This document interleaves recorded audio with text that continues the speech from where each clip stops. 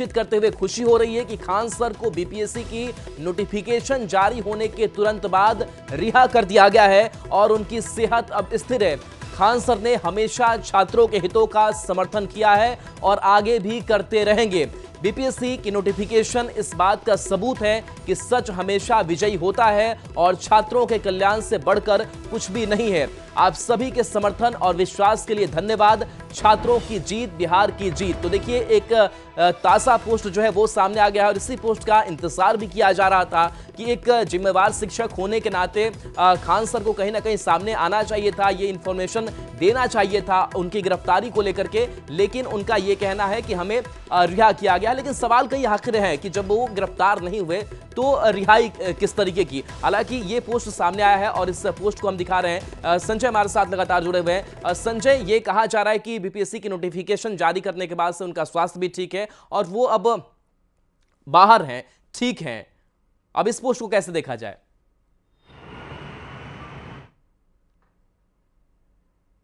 अब देखिए ना, यही तो पटना पुलिस की नाराजगी की वजह है। 14-15 घंटे हो गए इस ट्विटर अकाउंट पर जो किया गया था कि उनको गिरफ्तार कर लिया गया है, और आप दूसरे दिन अभी से थोड़ी देर पहले जाकर आप ट्वीट करते हैं कि नॉर्मलाइजेशन का जो नोटिफिकेशन बीपीएससी ने अपनी तरफ से जारी किया है उसके बाद ये उनको छोड़ दिया गया था। इतनी देर कैसे हो गई? और ऐसे में कानून व्यवस्था की अगर स्थिति उत्पन्न होती तो उसके लिए जिम्मेवार कौन होता? साफ तौर पर पटना पुलिस की नाराजगी की वजह यही है। जो समय है, जो टाइम फैक्टर है, वो बहुत मायने रखता है। आप दूसरे दिन जो है वो इस तरह की बात करते हो, उसके पहले जब आपको गिरफ्तार ही नहीं किया गया तो इस तरह की तस्वीरें क्यों सोशल मीडिया पे पोस्ट की गई? तमाम तरह की बातें हैं और छात्रों में नाराजगी देखी जा रही थी उनकी गिरफ्तारी की बात, जो र्यूमर फैल रही थी उसको लेकर।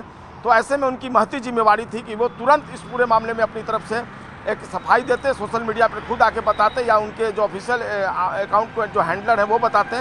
लेकिन आज दूसरे दिन अब जब पटना पुलिस ने एक्शन लेना शुरू किया है तब इस तरह की बात सामने आई है। बहरहाल चलिए, उनकी तरफ से अब सफाई दे दी गई है तो देखना होगा। पटना पुलिस ने तो एफआईआर लॉन्च कर लिया है और वो एक्शन की बात कर रही है। देखना होगा इस पूरे मामले का पटाक्षेप अब किस रूप में सामने आता है। लेकिन फिलहाल ये मामला जो है वो पटना पुलिस के लिए एक परेशानी और दुश्वारी का कारण बन गया था। संजय, पटना पुलिस क्या उस मोड़ तक भी पहुंचने की कोशिश कर रही है जहां से इंफॉर्मेशन फैली, जहां से इस बात की जानकारी छात्रों में साझा कर दी गई कि नॉर्मलाइजेशन है और इसका ये खामियाजा भुगतना पड़ सकता है, जबकि आयोग स्पष्ट रूप से कह रहा है कि हमने कभी कोई इसका जिक्र, चर्चा ही नहीं की?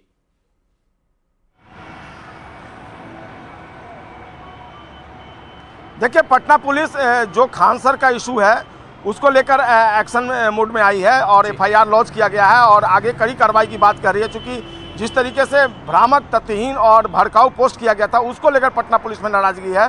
नॉर्मलाइजेशन को लेकर बीपीएससी ने जरूर स्पष्ट कर दिया है, लेकिन बीपीएससी ने से भी कहीं ना कहीं चूक हुई है। बीपीएससी ने जो कल ऑफिशियल साइट पे अपना जो इन्फॉर्मेशन था वो शेयर किया है, उसको जैसे ही इस आंदोलन की शुरुआत हो गई थी उसी समय इसको बीपीएससी की तरफ से सफाई देनी चाहिए थी, ऑफिशियल साइट पे इन्फॉर्म कर देना चाहिए था ताकि इस तरह की नौबत नहीं आती। बीपीएससी की तरफ से भी की गई, जो नोटिफिकेशन थोड़ा बाद में आया, अगर पहले आ रहा था तो और क्लैरिटी रहती। बहुत बहुत शुक्रिया इस अपडेट के लिए आपका। और देखिए, इस बीच पटना से बड़ी खबर है जहां बीपीएससी अभ्यर्थियों के आंदोलन मामले में छात्र नेता दिलीप